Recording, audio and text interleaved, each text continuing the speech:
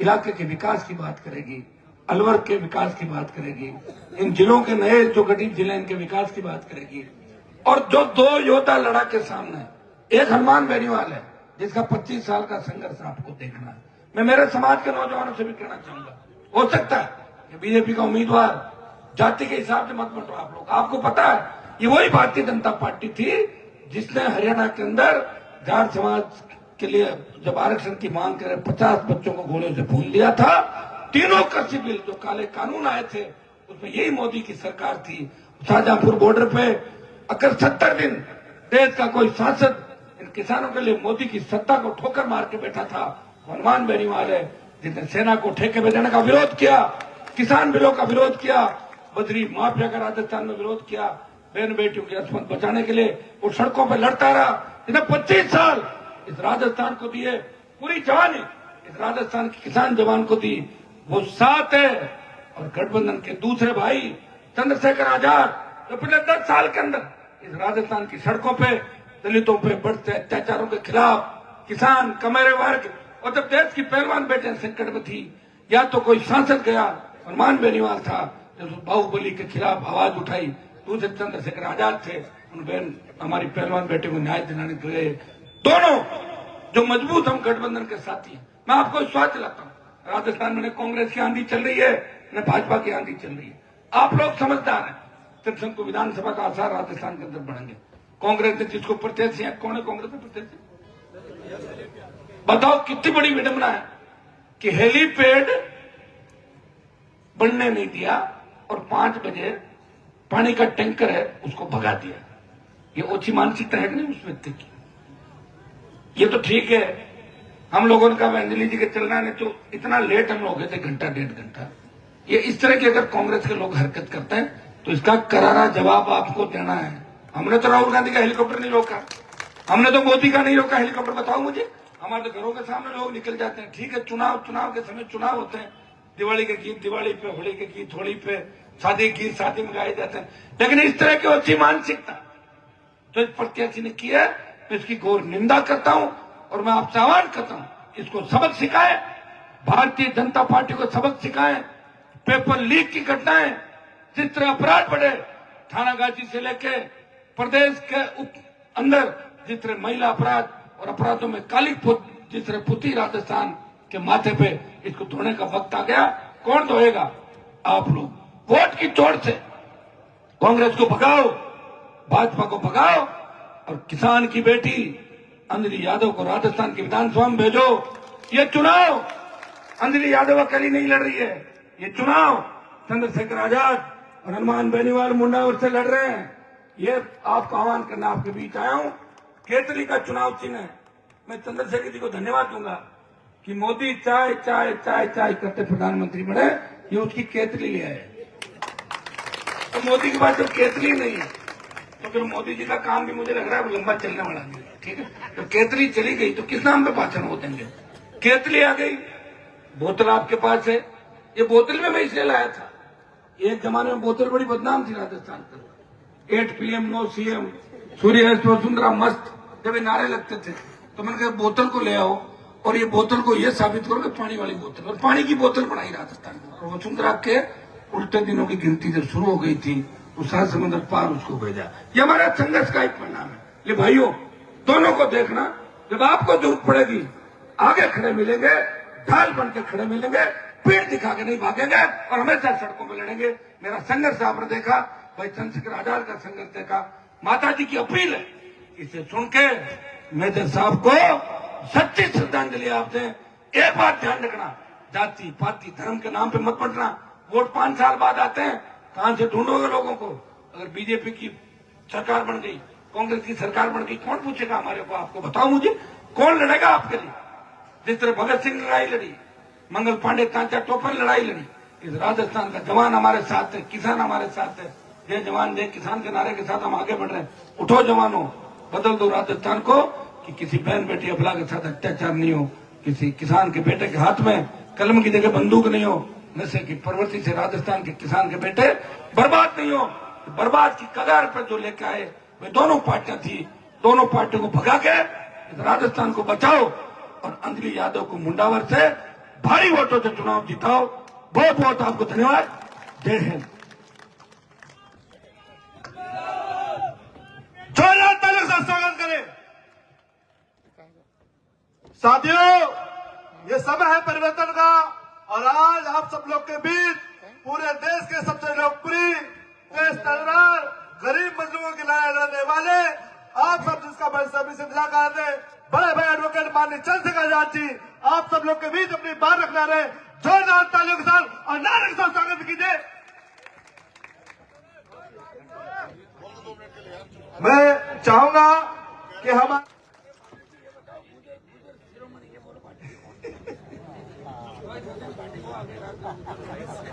जय भीम।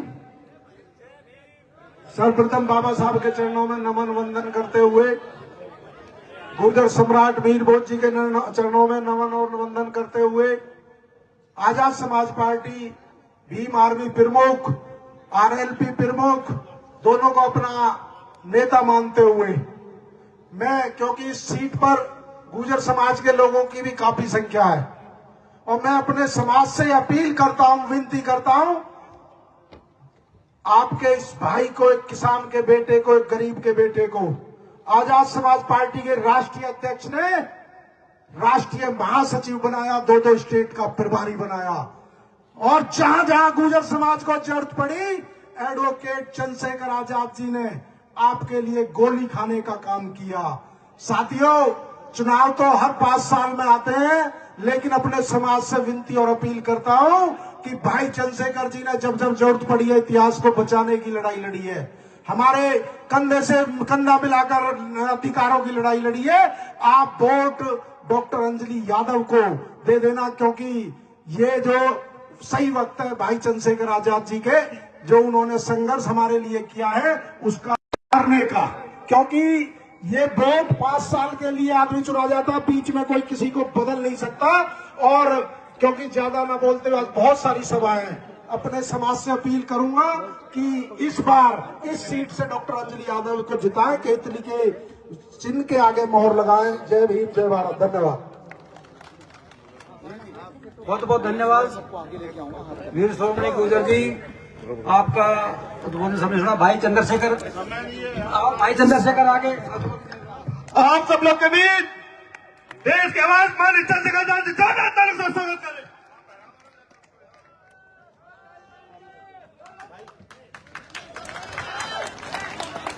बहुत बहुत धन्यवाद। हमारे लोग थोड़ा देर से जागते हैं और देर से ही काम करते हैं और फिर बचा कुचा उनके हिस्से में आता है। आज इस मुंडावर की महान धरती पर, मुंडावर की धरती इसलिए महान है कि मेजर ओपी यादव जी ने इस धरती पे बहुत संघर्ष किया है, आपकी लंबे समय तक सेवा की है।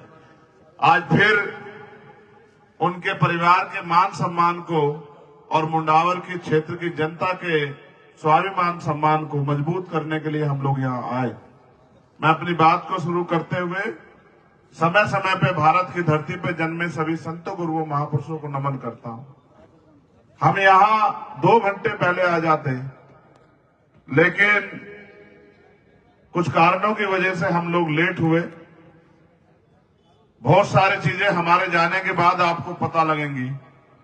हमारे कंधों पे जिम्मेदारी है कि ज्यादा से ज्यादा अपने प्रत्याशियों के पक्ष में अपील कर सकें, और इसके लिए क्योंकि 4-5 बजे के बाद हेलीकॉप्टर उड़ता नहीं है और दूरियां बहुत है, राजस्थान क्षेत्रफल की दृष्टि से बहुत बड़ा है, एक सभा से दूसरी सभा जाने में काफी समय लगता है। इन्हीं 4-5 घंटों में लोगों को जाके अपनी बात कहनी होती है।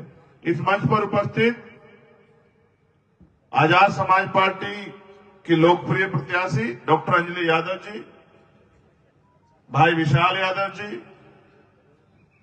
भाई जितेंद्र अठवाल जी, हिमांशु वाल्मीकि जी, राज नेहरा जी, हमारे पार्टी के बड़े नेता राष्ट्रीय महासचिव भाई रविंद्र कुमार गुर्जर भाटी जी, भाई कौशल जी, सुरेंद्र जी, कमल जी, रामनाथ जी, आरएलपी एसपी के सभी सम्मानित नेतागण,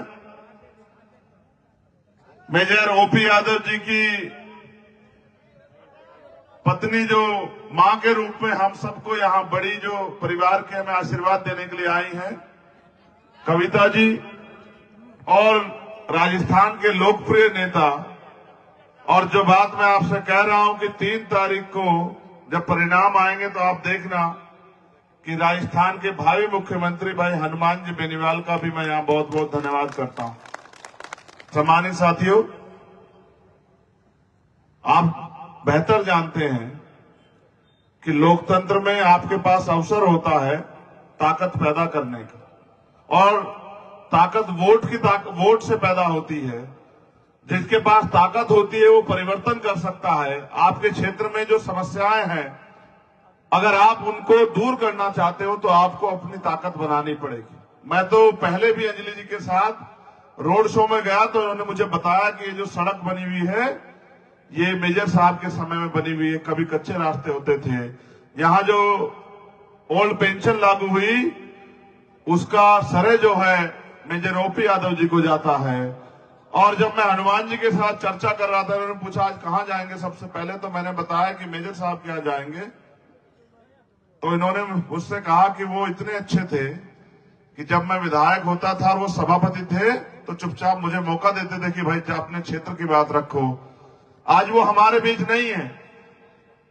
जब वो हमारे बीच नहीं है, जिस पार्टी की इन्होंने सेवा की, और जब इस परिवार को आंसू पूछने का, सम्मान देने का समय आया तो 2018 में भी उन्होंने इनका टिकट काट के अपमान किया, और अब 2023 में भी इनसे खूब मेहनत करवा के इनका टिकट काट के अपमान किया। और आप जानते हैं अगर कहीं भी किसी बहन बेटी के सम्मान की बात आती है, किसी का अपमान होता है, इनको कांग्रेस ने अपमानित किया, आजाद समाज पार्टी आरएलपी ने इनको सम्मान देने का काम किया और इनको टिकट देके इनको महसूस कराया कि जब आपको कोई आपका साथ नहीं देगा तो जैसे देश भर में कहीं भी जुल्म जाते अत्याचार होता है तो हम लोग उनके साथ खड़े होते हैं। इसी विश्वास के साथ हमने इनको चुनाव लड़ने का मौका दिया। जब मगर आज मैंने अंजलि जी को सुना, मुझे बड़ा गर्व हुआ कि हमने एक पढ़ी लिखी अपनी बहन को ये मौका दिया। जब वो अपनी बात रख रही थी तो ऐसा लग रहा था कि 60 साल का बहुत कोई समझदार, कई बार विधायक, कई बार सांसद रहने वाला व्यक्ति जिस तरह से लोगों से अपील करता है, लोगों के दुख सुख की बात करता है, इस तरह से उन्होंने अपनी बात रखी। मुझे बड़ी खुशी हुई, क्योंकि अगर पढ़ा लिखा व्यक्ति आपका विधायक हो, विधायक तो अपने बहुत जीते होंगे और आगे भी जीतेंगे, लेकिन अगर आप विजन वाला व्यक्ति ना हो, उसके पास लक्ष्य ना हो, तो क्षेत्र का विकास तो छोड़िए, आपकी बात की पैरवी भी नहीं हो पाएगी। आपका नेता पढ़ा लिखा होना चाहिए, उसके अंदर सेंस होना चाहिए, उसके पास आपकी समस्याओं का हल होना चाहिए। मैं अंजलि यादव जी में एक बहुत बड़ा महिलाओं का नेतृत्व करने का भविष्य देखता हूं। मुझे बड़ी खुशी है, उन्हें इस बात की खुशी हो या ना हो कि आजाद समाज पार्टी ने उन्हें मौका दिया। मुझे इस बात की खुशी है कि उन्होंने आजाद समाज पार्टी ज्वाइन करके हमें यहां आने का मौका दिया।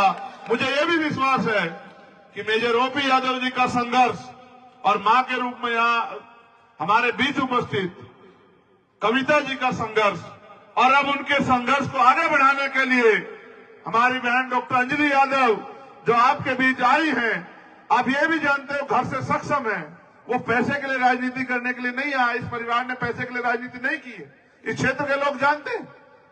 इस परिवार ने अगर राजनीति की है तो सेवा के लिए की है, और अगर आप इतनी बड़ी संख्या में यहां उपस्थित है तो इनकी सेवा की वजह से है। मैं आपको पूरी जिम्मेदारी से कहता हूं कि आपसे बढ़ के हमारे लोग, जिन लोगों के लिए मैंने इतना काम किया, अपनी वोट का प्रयोग करेंगे। और जब अंजलि जी जाती होंगी क्षेत्र में, उनको पता होगा कि इतना समर्थन हमारे लोगों का इनके साथ है। अगर किसानों ने, इनके समाज ने, नौजवानों ने, बहनों ने अगर इनका साथ दे दिया तो ये बहुत अच्छी वोट से जीत के 3 तारीख को ये विधानसभा जाएंगे, और ये विधानसभा जाएंगे तो 5 साल इस क्षेत्र की सेवा करेंगे। मुझे बस आखिरी बात आपसे कहनी है, मुझसे पहले हनुमान जी ने बात कही, राजनीति अपनी जगह है, राजनीति में इस तरह का माहौल नहीं बनाना चाहिए। आज जो यहाँ के कांग्रेस प्रत्याशी के सारे पे हुआ, उनकी सरकार है, वो कर सकते हैं, मैं जानता हूं सरकार में बहुत ताकत होती। उन्होंने हेलीपैड पे पानी फिकवा दिया, उन्होंने या उनके साथी को लगा होगा कि हेलीपैड पे पानी फेंक जाएगा, हनुमान जी उतरेंगे नहीं, चंद्रशेखर उतरेंगे नहीं। उनको जानते ही नहीं हम लोगों को, वो जानते ही नहीं। जब हम किसी बात का बीड़ा उठा लेते, कोई संकल्प लेते, दुनिया की कोई ताकत हमें रोक नहीं सकती है। अगर आज पानी यहाँ 4-4 फीट भरा होता तो मैं और हनुमान जी ऊपर हेलीकॉप्टर से कूद जाते, लेकिन अपनी बहन के सम्मान की रक्षा आज यहां जरूर करते। और मैं फिर कह रहा हूं, इस तरह का माहौल लोकतंत्र में अच्छा नहीं, इसकी कोई जगह नहीं है। उन्होंने हमारी जान से भी खिलवाड़ करने की कोशिश की। वो जानते हैं कि हम संकल्पित लोग हैं, उतरेंगे। और अगर कुछ हो जाता, वो अपने निजी स्वार्थ के लिए इतना गिर जाएंगे, मैंने नहीं सोचा था। मैं आपसे कहूंगा, मैं किसी को अपशब्द नहीं कहता हूं, लेकिन अगर वास्तविकता में आप मुझसे प्यार करते हैं मेरे लोगों, तो अपनी वोट की चोट से 25 तारीख को इसका जवाब देना कि किस तरह जो है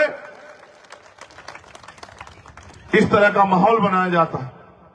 और ये वोट है, आज आपके पास वोट है, तब आपके साथ ये हो रहा है। और सोचो, अगर वोट ना होती तो वो क्या करते? वो तो हमारा गला भी रुकवा देते कि हम अब बोल भी ना पाए। ये डॉक्टर बाबा साहब अम्बेडकर के संविधान वाला देश है। ये नफरत से और इन साजिशों से कुछ नहीं होने वाला। जनता जिसके साथ होगी वो ताकतवर होगा। और मैं विश्वास से कहता हूं और अपने नेताओं को कहना चाहता हूं, सुरेंद्र जी और तमाम हमारे साथ, सारे काम छोड़ो। अगर आपने साजिशों का जवाब नहीं दिया तो कल ये आपके सर पे चढ़ के बैठ जाएंगे और ये आपको गुलाम समझ के आपको कुचलने काम करेंगे।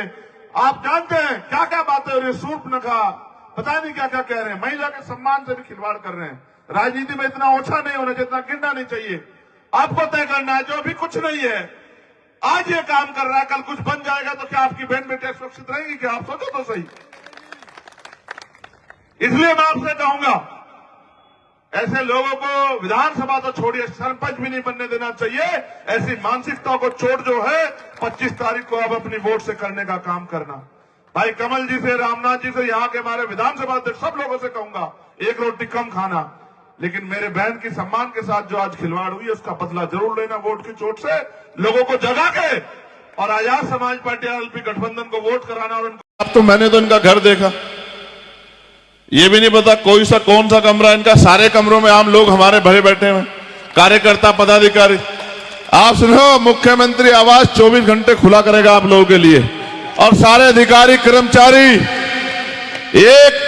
अभी तो अधिकारी कर्मचारी फटकारते हमारे लोग, हट भागाते, फिर अधिकारी कर्मचारी थाली लेके खड़ा किया हुआ।